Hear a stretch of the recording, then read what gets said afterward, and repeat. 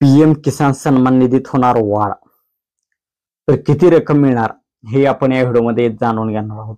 तर मित्रांनो, स्वागत आहे तुमचं आमच्या युट्यूब चॅनलवरती.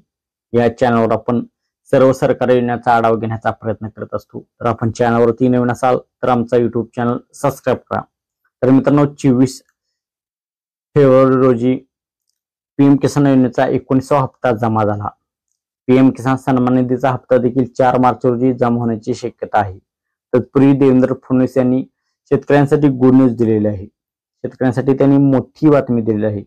तर पीएम किसान सन्मान निधीमध्ये वाढ होणार असल्याचे देवेंद्र फडणवीस यांनी सांगितले आहे.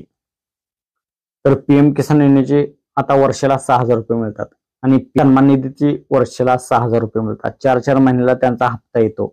त्यामुळे शेतकरी योजनेत येणार आहे असे देवेंद्र फडणवीस यांनी सांगितलेले आहे.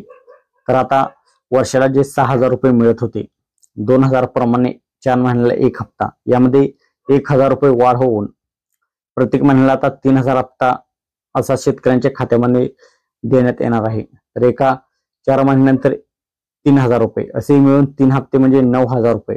तर 9,000 रुपये मिळणार आहेत आणि पीएम किसान योजनेचे 6,000 रुपये म्हणजे आता एकूण शेतकऱ्यांना 12,000 ऐवजी 15,000 रुपये मिळणार आहेत.